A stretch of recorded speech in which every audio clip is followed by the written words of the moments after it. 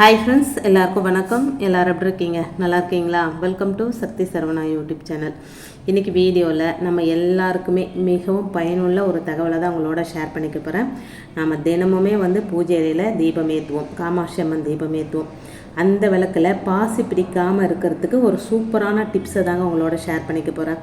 நம்முடைய பூஜை அறையில் தினமும் பித்தளை காமாட்சி அம்மன் விளக்கில் எண்ணெய் ஊற்றி தீபம் ஏற்றுற வழக்கம் எல்லாருக்குமே இருக்கும். தினம் அந்த விளக்கில் எண்ணெய் ஊற்றி தீபம் ஏற்றுறதுனால விளக்கில் பச்சை நிறத்தில் பாசி படிய தொடங்கிடுங்க. அது மட்டும் இல்லாமல் விளக்கு ஏற்றுற இடத்துல கறி அப்படியே ஒட்டிக்கணும். சில பேர் இதுக்காகவே பூஜை பாத்திரங்களை வாரத்தில் 2 நாள் கூட சுத்தம் செய்வாங்க. சில பேர் வாரத்தில் 1 நாள் பாத்திரங்களை பூஜை பாத்திரங்களை சுத்தம் செய்வாங்க. ஆனால் சில பேருக்கு பூஜை பாத்திரங்களை தேய்க்க நேரம் இருக்காது. அது கொஞ்சம் டைம் ஆகும் இல்லைங்களா? நம்ம மற்ற சாமானை தேய்க்கிற மாதிரி பூஜை சாமானை நம்மளால் தேய்க்க முடியாது. வேலைக்கு போகக்கூடிய பெண்களாக இருந்தால் மாதத்தில் 2 முறை தான் பூஜை பாத்திரத்தை தேய்க்கிற பழக்கம் வச்சுருப்பாங்க.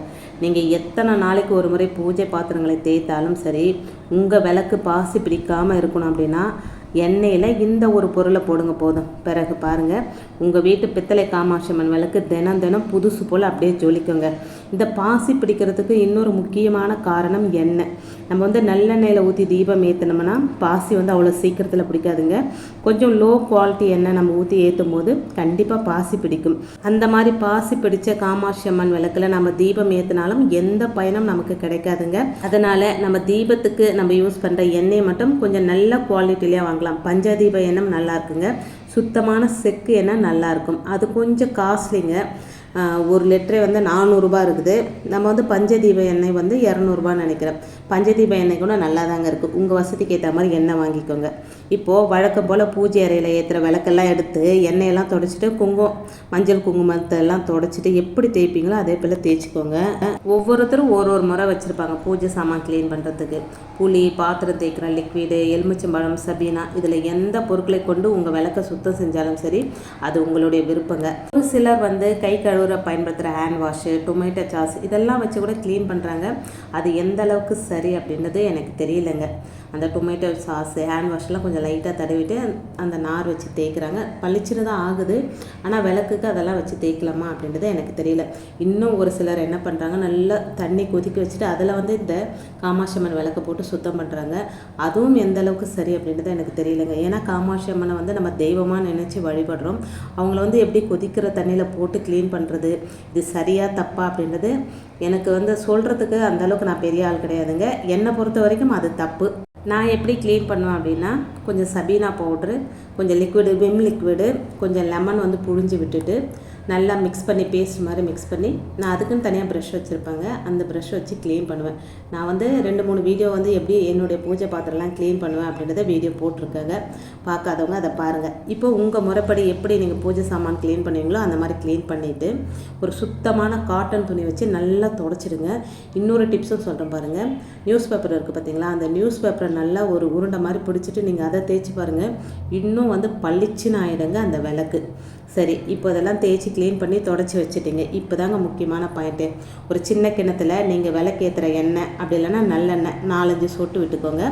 அதாவது ஒரு 1/4 ஸ்பூன் அளவு எண்ணெய் இருக்கட்டுங்க. நீங்கள் பஞ்சக்கூட்டு எண்ணெயோ இல்லை விளக்கேற்றுற பயன்படுத்துகிற எந்த எண்ணெயாக இருந்தாலும் இந்த டிப்ஸ்க்கு பயன்படுத்தலாங்க. அந்த எண்ணெயில் ஒரு 3 சிட்டிகை மஞ்சள் பொடியை போட்டு நல்லா கலந்துக்கங்க. இப்போது இந்த கலவையை தேய்ச்சி வச்சுருக்கிற விளக்கு மேலே எல்லா இடங்கள்லையும் படும்படி நல்லா தடவி விட்டுருங்க. விளக்குக்கு மேல் பக்கம், எண்ணெய் ஊற்றுற இடம், காமாட்சி அம்மன் முகம், இப்படி எல்லா இடத்துலையும் எண்ணெய் படும்படி நல்லா உங்கள் விரலாலேயே தடவி விடுங்க.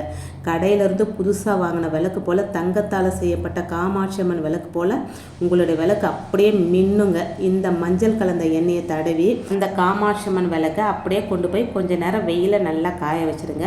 அதுக்கப்புறம் ஒரு 10 நிமிஷம் இருந்தால் கூட போதுங்க. நல்லா காய வச்சுட்டு எடுத்துகிட்டு அதுக்கு எப்பவும் போல் மஞ்சள் குங்குமம் போட்டு வச்சு விளக்கேற்றுற எண்ணெய் ஊற்றி திரி போட்டு தீபம் ஏற்றுனீங்க அப்படின்னா எத்தனை நாள் ஆனாலும் சரி, உங்கள் வீட்டில் இருக்கிற காமாட்சி அம்மன் விளக்கு எண்ணெய் ஊற்றுற இடத்துல பச்சை நிறத்தில் பாசி படியாதுங்க.